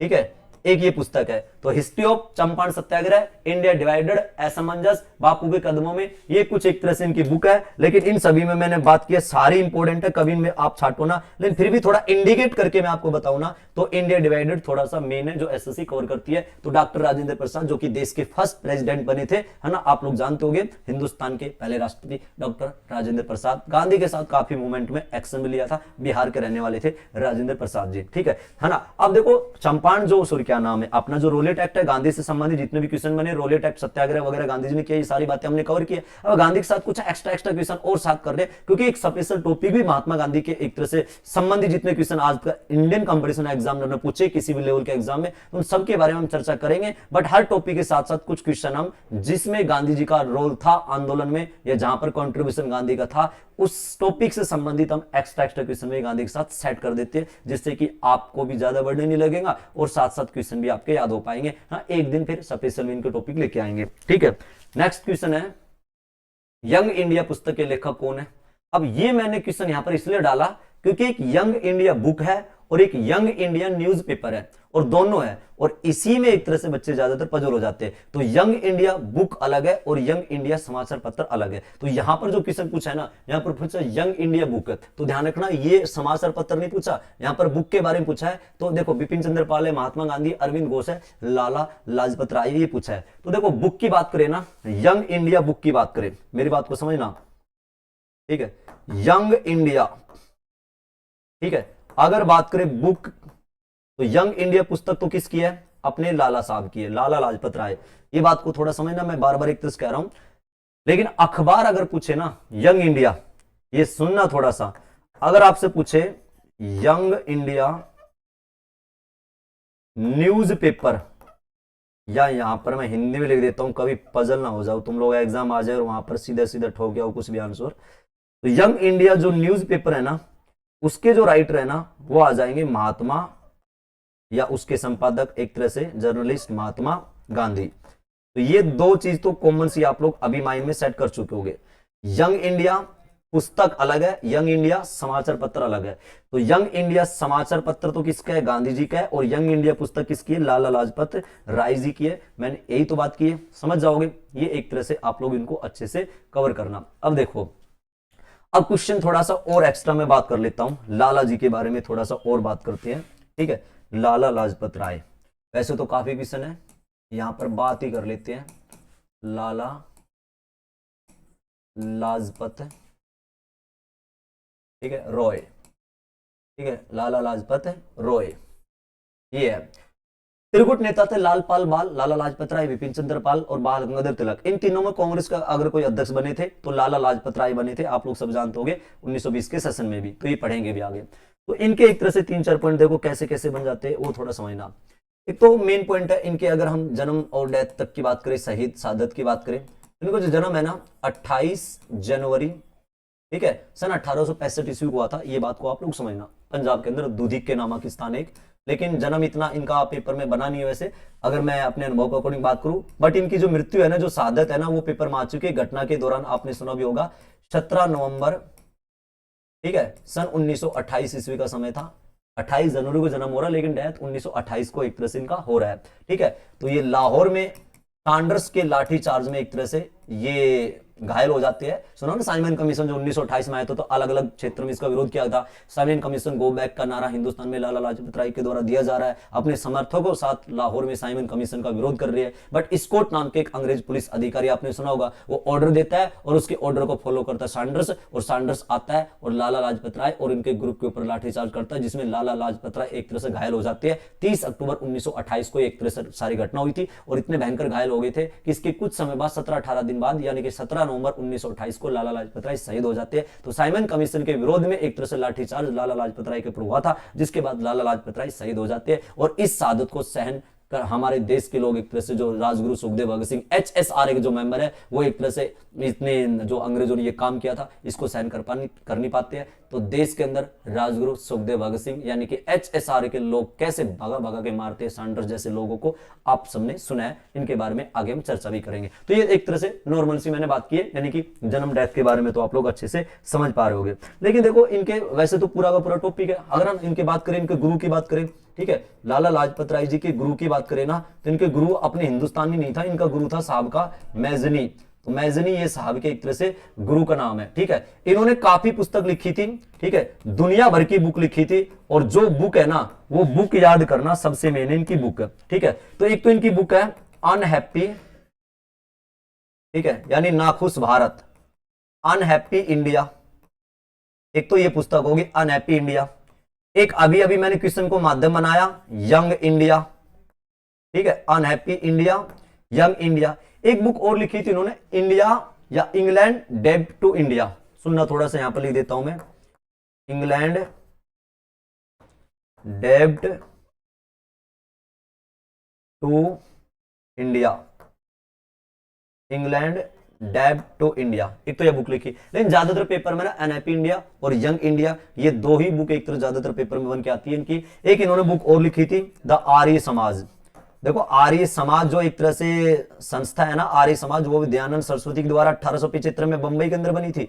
आर्य समाज अलग है, यहां पर आर्य समाज बुक की बात कर रहा हूं मैं। तो आर्य समाज, द आर्य समाज जो बुक है ना, ये बुक है, मैं यहां पर ब्रैकेट में लिख देता हूं, कभी पजल हो जाओ ना। आर्य समाज तो स्वामी दयानंद सरस्वती द्वारा 1875 में बना था, जिसका मेन टारगेट था वेदों का प्रचार प्रसार करने के लिए। बैक टू वेदास, यानी कि आपने नारा सुना भी होगा, वेदों को लौटो नारा, स्वामी दयानंद सरस्वती के द्वारा दिया गया था। स्वामी दयानंद सरस्वती का विचार था भारत भारतीयों के लिए, इंडिया फॉर इंडियंस, है ना। तो ये सारी चीजें हम अन्य टॉपिक में लेके भी आएंगे आपके साथ। तो द आर्य समाज एक बुक है ना, वो एक तरह से साहब की है, ये एक तरह से आप लोग समझ जाओगे, ठीक है ना। तो ये एक बुक और थी इनकी, थोड़ा सा हार्ड सा नाम है, सुना हो तो मेरे हिसाब से आपने, द स्टोरी ऑफ माई डेपोर्टेशन, है ना। तो मैं लिख देता हूं द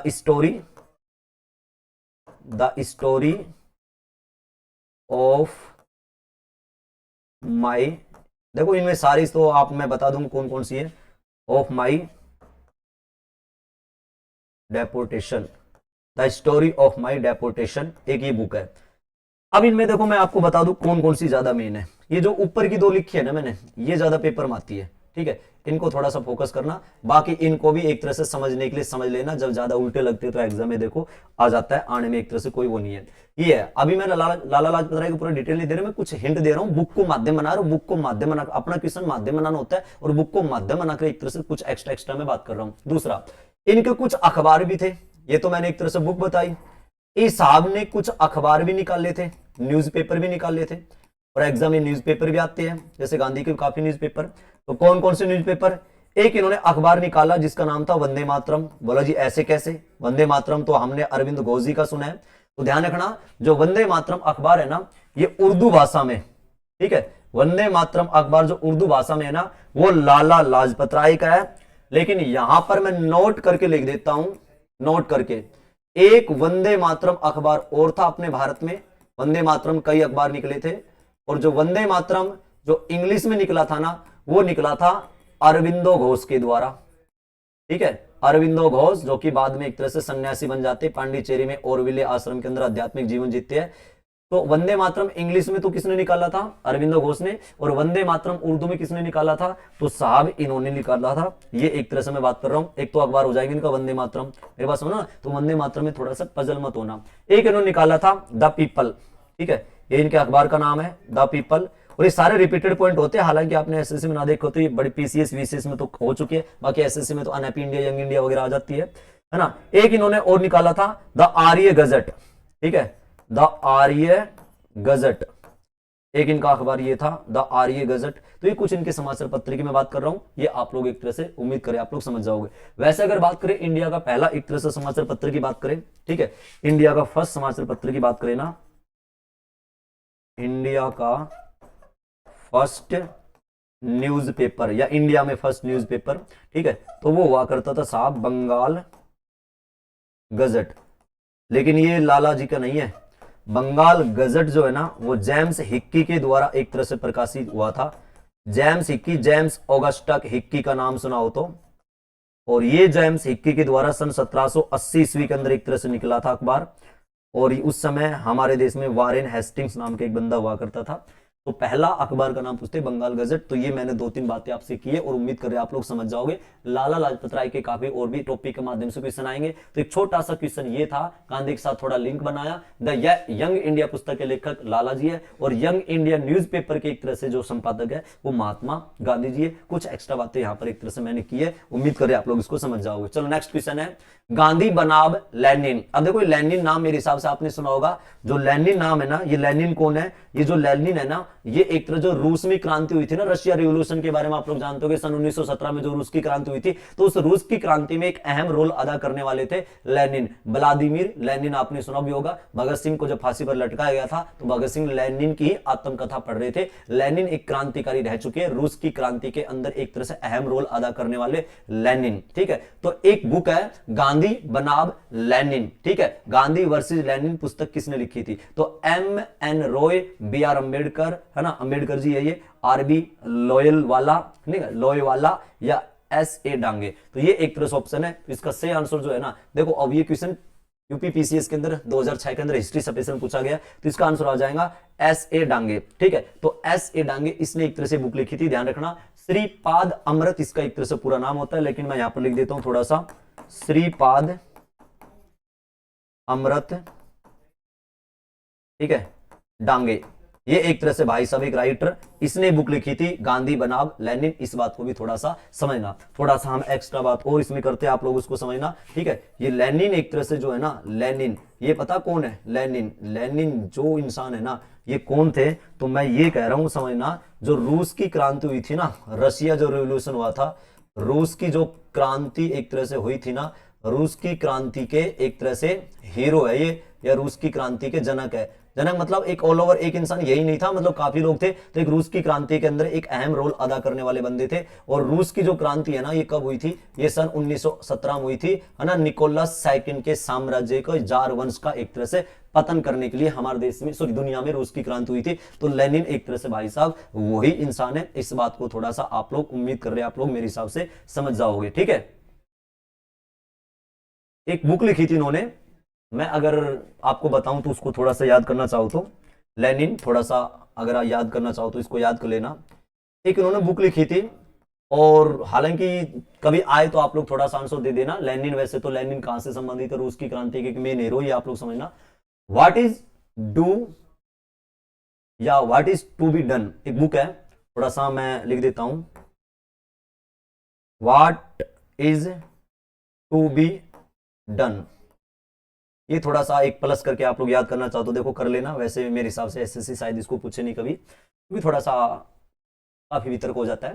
तो लेनिन एक बुक है ना। एक इन्होंने बुक और लिखी थी, अगर मैं सही याद कर पा रहा हूं तो, एक बुक लिखी थी उन्होंने, स्टेट एंड रिवोल्यूशन, है ना। एक बुक और मैं बता देता हूं, एक बुक और थी इसकी, state and revolution, state and revolution, what is to be done. ये दो बुक एक तरह से मैं बता रहा हूं। और अभी थोड़ा सा मैंने अभी एक बात की थी, जब भगत सिंह को 23 मार्च 1931 को फांसी दिया जा रहा था, राजगुरु सुखदेव भगत सिंह को, तो जो भगत सिंह है ना, भगत सिंह लेनिन की जीवनी को एक तरह से पढ़ रहे थे, उनके हाथ में लेनिन की बुक थी, ठीक है, तो जीवनी को एक तरह से पढ़ रहे थे। इस बात को भी थोड़ा समझना, ये एक तरह से एक्स्ट्रा मैं बता रहा हूं, इसको आप लोग वैसे माइंड में सेट कर सकते हो। तो श्रीपाद अमृत डांगे ने गांधी बनाम लेनिन नामक एक पुस्तक लिखी थी, इसके बारे में थोड़ा सा मैंने बताया, ठीक है। लेनिन एक तरह से रूस की क्रांति के एक अहम हीरो है। 1870 के समथिंग इनका जन्म हुआ था लेनिन साहब का, रशिया के अंदर, ठीक है, और 1924 तक का इनका जीवन था। 1870 से 1924 तक का जो जीवन है वो लेनिन साहब का है। 1870 में इनका जन्म हुआ था और 1924 तक का एक तरह से इनका रोल, है ना। और भाई साहब रूस की क्रांति में अहम रोल अदा करने वाले थे, ठीक है। तो ये चीजें है। नेक्स्ट देखते हैं थोड़ा सा, निम्नलिखित भाषाओं में से किसने हिंद स्वराज पुस्तक लिखी थी। देखो हिंद स्वराज पुस्तक आपको मैंने बार बार बताया, और हिंद स्वराज पुस्तक के क्वेश्चन मैंने शायद इससे पहले जो बैक मैंने क्वेश्चन करवाया उसके अंदर भी मैं बात कर चुका हूं, है ना। ये हिंद स्वराज जो पुस्तक है ना, ये ध्यान रहे, एसएससी कई बार इसको ये भी पूछती है कि कब प्रकाशित हुई थी। ये 1909 में प्रकाशित हुई थी, और ये पुस्तक महात्मा गांधी की, इस बात को ध्यान रखना। तो ये कौन सी भाषा में, अब देखो गांधी के द्वारा लिखी गई थी, हिंदी, उर्दू, गुजराती, अंग्रेजी, तो भाई गुजराती लैंग्वेज में लिखी गई थी हिंद स्वराज, ठीक है। तो ये ध्यान रखना, जो हिंद स्वराज पुस्तक है ना, ठीक है, हिंदवी स्वराज, अभी एक छावा फिल्म में देखोगे हिंदवी स्वराज का टारगेट लेके चलते हैं।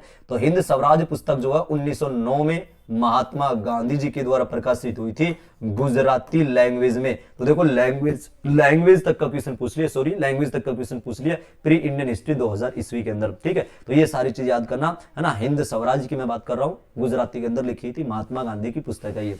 ठीक है, चलो नेक्स्ट एक दो क्वेश्चन और देखते हैं। गांधी जी ने राष्ट्रवाद का मुंह दिन पर दिन किन की ओर मोड़ा था? ठीक है, कामगारों को, किसानों को, आम जनता को, जनजातीय लोगों को। तो इसका सही आंसर आ जाएगा कॉमन पीपल। ठीक है, महात्मा गांधी ने सबसे ज्यादा महात्मा गांधी के साथ जुड़ा अगर किन्हीं लोगों का हुआ है ना, तो ना बिजनेसमैन का, ना एक तरह से कोई ज्यादा बड़े बड़े नेताओं का, मतलब ज्यादातर महात्मा गांधी एक तरह से कम्युनिकेट ज्यादा कर पाए किसी बंदों को, तो एक कॉमन लोगों को यानी कि आम जनता को। तो आम जनता जो है ना वो गांधी के साथ काफी एक तरह से जुड़ती चली गई, और गांधी जी का है ना आम जनता के साथ जो एक तरह से मेन कांटेक्ट जो बनाना, उसी के ऊपर देश के अंदर एक पहला मास मूवमेंट भी चला था जिसका नाम था non cooperation movement.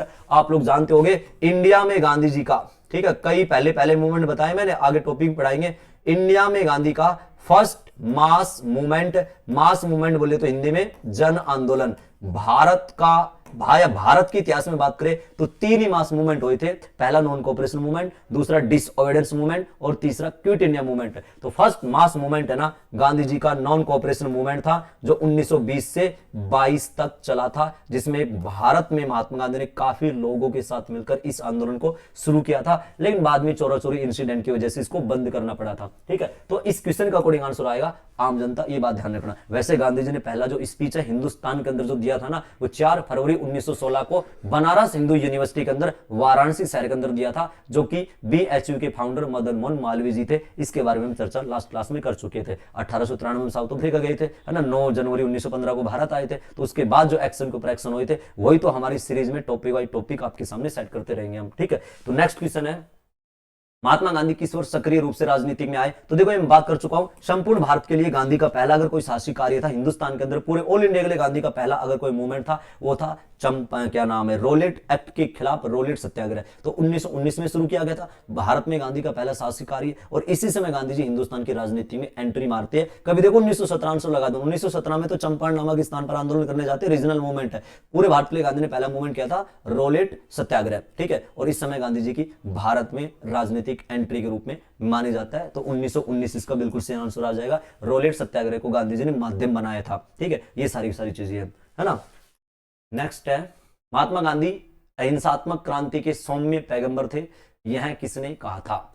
Mahatma Gandhi अहिंसात्मक क्रांति के सौम्य पैगंबर थे, यह किसने कहा था? एक शब्द है, ठीक है, महात्मा गांधी अहिंसात्मक क्रांति के सौम्य पैगंबर थे। एक स्लोगन है, एक शब्द है, एक सेइंग शब्द है।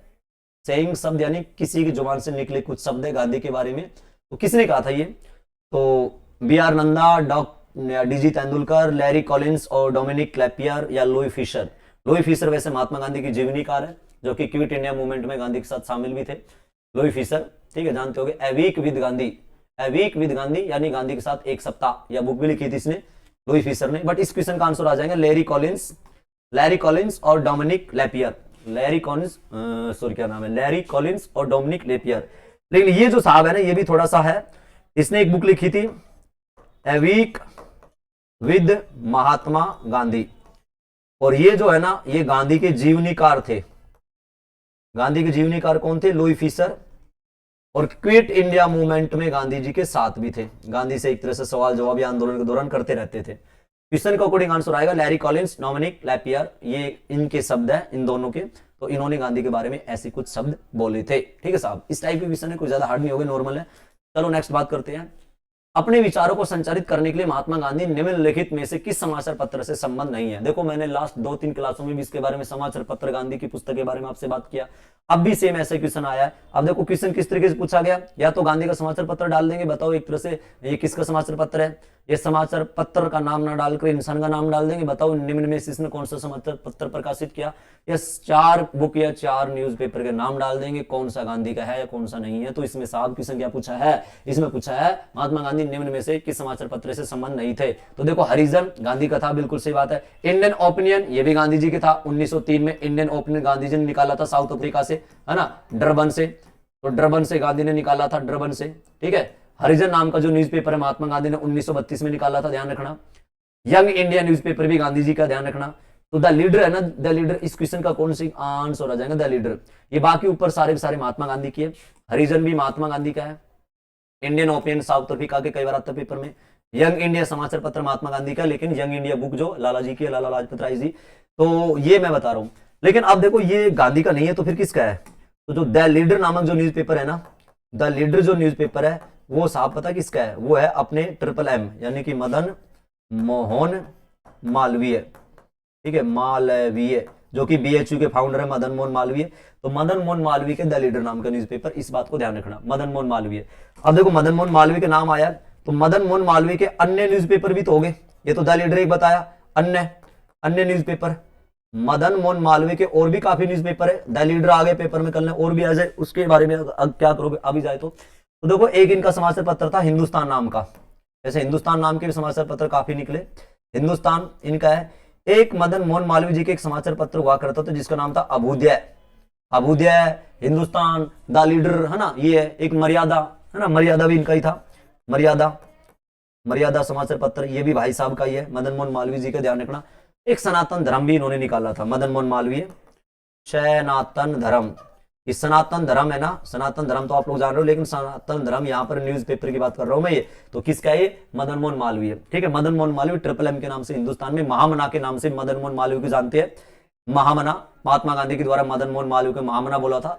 कर्म योगी भी मदन मोहन मालवीय जी को बोलते हैं, डॉक्टर राधाकृष्णन के द्वारा कर्म योगी कहा गया था मदन मोहन मालवीय जी को। 4 फरवरी 1916 को बनारस हिंदू यूनिवर्सिटी का गठन किया गया था मदन मोहन मालवीय के दिशा निर्देशों में। तो ये सारी चीजें हमने लास्ट क्लास में एक तरह से बात किया है, ठीक है साहब। चलो नेक्स्ट क्वेश्चन है, गांधी जी द्वारा प्रकाशित यंग इंडिया से संबंधित निम्नलिखित में से कौन सा कथन सही है? देखो यंग इंडिया जो है ये गांधी जी का, मैं बार बार कहता रहा हूं, न्यूज़पेपर है। अब हमने ये तो पढ़ लिया गांधी का न्यूज़पेपर है भाई, बुक यंग इंडिया लाला जी की है। अब इसी यंग इंडिया से देखो इस स्टेटमेंट का भी क्वेश्चन आ जाता है पेपर में, हिमाचल पीजीटी के पेपर में 2020 में आ गया। अब तुमने कितना इसको पढ़ा है ना, अब इसको भी थोड़ा सा आधार आप लोग बना सकते हो। तो ऐसे भी क्वेश्चन पेपर बन के आते हैं। तो हमारा मेन टारगेट है क्वेश्चन किस किस कैटेगरी से बन के आते हैं कंपटीशन में, वो एक तरह से मैं आपको बता रहा हूं, ठीक है ना, कि ये सीधा यंग इंडिया गांधी जी का तो गांधी जी का भाई साहब, है ना। इसके अलावा भी काफी चीजें होती है, और क्या क्या चीज होती है जैसे कि आप लोग प्रैक्टिकल देख पा रहे हो। क्या है? यह मासिक पत्रिका थी। तो भाई साहब ये मासिक पत्रिका नहीं थी, ध्यान रखना, साप्ताहिक पत्रिका थी, साप्ताहिक, ठीक है। ये मासिक नहीं थी, ये कैसी थी? साप्ताहिक थी, यानी 7 दिन में आती थी। तो ये एक तरह से गलत हो जाएगा। अब इसमें पूछा सही। दूसरा, इसका प्रारंभ 1919 में हुआ था, एक ये पूछा गया, ठीक है। तो प्रारंभ 1919 में हुआ था, यह बात एक तरह से सही है। अब देखो बाकी पढ़ो ना पढ़ो बात अलग है, लेकिन हमने पढ़ना है क्योंकि अभी एग्जाम में थोड़ी ना बैठे हम, अभी क्या पता कल ये लाइन का क्वेश्चन आ जाए। तो 1919 में प्रारंभ हुआ था। यह हिंदी तथा गुजराती में साथ साथ प्रकाशित होती थी, एक ये पूछा गया है। तो ध्यान रखना ये हिंदी में नहीं होती थी। ये यंग इंडिया जो मैगजीन है ना, सॉरी समाचार पत्र है ना गांधी का, ये इंग्लिश भाषा में था, इंग्लिश भाषा। तो इसकी भाषा अगर आपसे पूछे ना तो इंग्लिश भाषा था, यानी कि अंग्रेजी में निकलता था, और 7 दिन में एक बार निकलता था। मैं ये बात कर रहा हूं, बात समझ रहे हो ना। तो अंग्रेजी में था, तो ये हिंदी गुजराती में नहीं था, ये भी गलत हो जाएगा। इसका प्रकाशन 1947 में बंद हो गया था। देखो प्रारंभ कब हुआ था, मैं आपको बताया, प्रारंभ 1919 में हुआ था, ठीक है। लेकिन अगर इसका समापन बात करें, अखबार कब बंद हो गया था, यंग इंडिया समाचार पत्र गांधी जी का, ये बंद हुआ गया था सन 1931 में, ठीक है। तो इसमें पूछा 47 से, तो 47 में बंद नहीं हुआ था, ये 1931 में बंद हो गया था। इन 2 पॉइंटों को आप लोग समझ सकते हो। तो इसमें पूछा अब सही कौन सा है, तो सही बी है। तो आंसर आ जाएगा भाई साहब बी। तो इस तरीके से आ जाता है। अब नई चीज क्या देखी आपने यंग इंडिया में? पहला पॉइंट है यंग इंडिया समाचार पत्र महात्मा गांधी का है, 7 दिन में एक बार निकलता था, अंग्रेजी भाषा में निकलता था, 1919 में निकाला था, और 31 में बंद हो गया था। 4 पॉइंट है यंग इंडिया क्वेश्चन, इससे ज्यादा नहीं आएंगे आपके, अगर आप लोग इनको अच्छे से माइंड में सेट कर चुके हो तो, ठीक है साहब। चलो बात करते हैं नेक्स्ट। सत्याग्रह सभा का संगठन किसने किया जिसके सदस्य ने रोलेट एक्ट को न मानने की शपथ ली थी? तो मदन मोहन मालवीय, डॉक्टर सैफुद्दीन किसलू, महात्मा गांधी। ये हम पढ़ चुके हैं, नॉर्मल सी पॉइंट है। सत्याग्रह सभा, है ना, रोलेट एक्ट के खिलाफ हिंदुस्तान में सत्याग्रह सभा का गठन किया था। अभी सत्याग्रह सभा या रोलेट सभा, इसको रोलेट सभा के नाम से भी आप लोग जान सकते हो, जो अप्रैल 1919 में महात्मा गांधी बुलाता है, और इसमें डिसीजन लिया जाता है कि अब इस एक्ट को खत्म करने के लिए हम अंग्रेजों के खिलाफ कैसे एक्शन ले। और फिर 6 अप्रैल 1919 को देश में रोलेट सत्याग्रह गांधी जी के द्वारा शुरू कर दिया जाता है। तो उसके अध्यक्ष कौन थे? रोलेट सभा के अध्यक्ष कौन थे? तो महात्मा गांधी थे। ये तो एसएससी में भी आ चुका है, बाकी पीसीएस लेक्चरर के अंदर भी उत्तराखंड के पेपर में पूछा गया। तो महात्मा गांधी इसका सही आंसर आ जाएगा, ठीक है। नेक्स्ट है महात्मा गांधी ने पहली बार भारत में राष्ट्रव्यापी सत्याग्रह किस वर्ष शुरू किया था, तो ये भी हम पढ़ चुके हैं, 1919 में शुरू किया था। ये सारे क्वेश्चन वही है जो आपने अभी पढ़े है ना, एमटीएस एसएससी। अब देखो एसएससी में सीधे सीधे आ गए, एमटीएस में 1919 में एक तरह से, है ना, 1919 पर कवर कर रहे हो ना, क्या क्या चीजें बताई थी। अल्लूरी सीताराजू राजू भारत के किस राज्य के आदिवासी स्वतंत्रता सेनानी थे। एक क्वेश्चन यहाँ पर थोड़ा सा मैंने अलग डाला है, आप लोग इसको भी थोड़ा सा समझने की कोशिश करना। अल्लूरी सीताराजू की यहाँ पर बात हो रही है, तो देखो पहला पॉइंट है अल्लूरी सीताराजू क्रांतिकारी थे साहब, और ये है आंध्र प्रदेश से संबंधित। आपने सुना तो होगा RRR, rise roar revolt, film आई थी साहब, और उम्मीद कर रहे हैं आपने सबने देखी होगी, ना देखी तो देखना, बढ़िया है, इतिहास के ऊपर है। तो जो ही एक तरह से मूवी है ना, ये जो मूवी है ना RR, ये भारत के दो क्रांतिकारियों के आदिवासी नेता थे, है ना, उनके जीवन पर ही एक तरह से आधारित है। इस बात को भी एक तरह से आप लोग थोड़ा सा समझने की कोशिश करना। एक इंसान हुआ करता था कोमाराम भीमा, ठीक है, यहां पर बता देता हूं मैं, कोमाराम भीमा। और RRR मूवी आपने देखा होगा, वो दो बंदे एक तरह से मेन हीरो, कोमाराम भीमा, और एक हो जाएगा भाई अल्लूरी राजाराम सीताराम, अल्लूरी राजाराम या अल्लूरी सीताराम, अल्लूरी राजाराम सीताराम, बहुत बड़ा नाम है, तो अल्लूरी सीताराम से आप लोग याद कर सकते हो। ये जो साहब है ना, ये मूवी इन्हीं दो एक तरह से क्रांतिकारियों के ऊपर आधारित है। कहां का था, अल्लूरी सीताराजू पूछ ले, कल ने कोमाराम भीमा पूछ ले, तो भी ये दोनों कहां के हैं, ये आंध्र प्रदेश के एक तरह से क्रांतिकारी थे, और इन्होंने काफी आदिवासी आंदोलन भी एक तरह से लड़े थे। इस बात को थोड़ा सा समझना। चलो मैं बात कर लेता हूं, इसके क्वेश्चन बनते हैं कई बार एग्जाम में, ठीक है, बात ये कर लेते हैं अल्लूरी सीताराम या अल्लूरी सीताराजू, अल्लूरी सीताराम, ठीक है। ये जो क्रांतिकारी है ना, अल्लूरी जो सीताराम क्रांतिकारी है, तो कहां से संबंधित है, ये क्वेश्चन आया पेपर में, तो एसएससी में आंध्र प्रदेश से है। इसको तो चल ओवर कर लोगे, सिंपल सी बात है, लोकेशन पूछ ली, बट और भी तो क्वेश्चन बनते हैं अल्लूरी सीताराजू के, और भी तो काफी क्वेश्चन बनते हैं, उसमें समझना। इनको है ना, देखो एक इनको है ना, एक उपनाम से जानते हैं, इसका उपनाम है वन नायक, यानी जंगलों का एक तरह से जनक, जंगलों का एक तरह से नेता, इन्हीं को बोला जाता है। 1897 में इनका आंध्र प्रदेश के अंदर जन्म हुआ था, ध्यान रखना। 1924 में इनका एक तरह से देहांत हो गया था, ठीक है। जिस समय हमारे देश में सुभाष चंद्र बोस जी का जन्म हो रहा है 1897 में, है ना, इनका एक तरह से जन्म हुआ था। अल्लूरी सीताराजू जी की बात कर रहा हूं मैं, है ना, जन्म डेथ वैसे पूछेंगे नहीं, और 1924 में इनका डेथ हो जाता है, यानी कि मृत्यु हो जाती है, ठीक है। ये तो होगी 2 पॉइंट है। इनको कुछ उपनाम से जानते हैं अल्लूरी सीताराजू का, हमारे देश में कुछ निकनेम भी है। एक तो बोला जाता है इनको जंगलों का नायक, यानी वन नायक, वन नायक, वनों को संरक्षण करने के लिए इन्होंने एक तरह से एक्शन लिए थे, आदिवासी नेता थे वैसे ये, वन नायक इन्हीं को बोला जाता है। एक बोला जाता है मान्यम विरुडू या विरुडू, थोड़ा अभी एक मान्यम है ना, मान्यम एक हमारे देश में एक विद्रोह हुआ था, मान्यम विद्रोह, मैं अभी बात करूंगा उसके बारे में, थोड़ा सा इनका लिंक मैंने बनाया। मान्यम विरुडू ये एक इनका उपनाम है, लेकिन जो ये वन नायक है ना, ये थोड़ा सा आप लोग याद करना, ये बनता है। दूसरी बात, ये तो होगी सिंपल सी बात, शायद सुना होगा आपने, अपने देश में एक विद्रोह हुआ था जिसका नाम था रामापा विद्रोह, ठीक है। ये जो रामापा विद्रोह है ना, इस रामापा विद्रोह के अगर कोई जनक आपसे पूछ लेना देश में कौन, और ये क्वेश्चन इंपॉर्टेंट है, रामापा विद्रोह के जनक अल्लूरी सीताराजू थे, इस बात को ध्यान रखना। ये रामापा विद्रोह हमारे देश में सन 1922 में हुआ था दक्षिण भारत में, और सन 1924 तक एक तरह से चला था, और 24 में बाद में लास्ट में साहब एक तरह से शहादत भी हो जाते हैं। तो 1922 से लेकर 1924 तक ये विद्रोह हुआ था रामापा, आंध्र प्रदेश के अंदर गोदावरी डिस्ट्रिक्ट के अंदर एक तरह से विद्रोह का एक तरह से मेन लोकेशन था।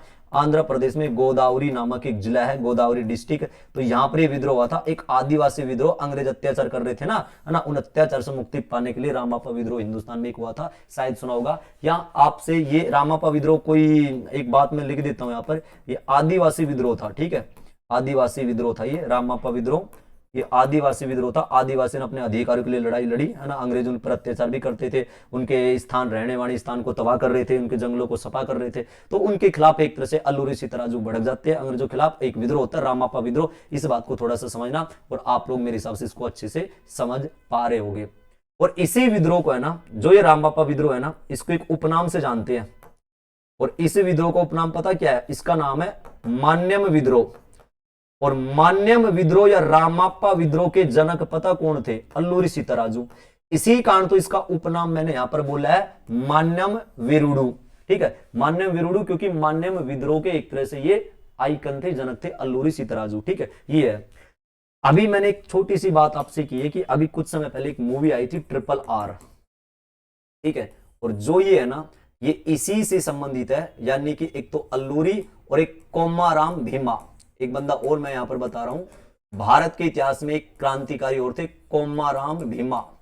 ठीक है, और एक है अल्लूरी सीताराजू। इन्हीं के ऊपर एक तरह से एक थोड़ा सा फिल्मी अंदाज में इनका सेट किया RRR, है ना। और इसका क्वेश्चन अभी एसएससी जीडी का पेपर सारे कोड देखा तो आप देखना, इसका क्वेश्चन इस मूवी का अभी बार आया भी है। ठीक है, इसके अगर हम डायरेक्टर की बात करें ना, तो हो जाएंगे बाहुबली वाला SS राजामौली।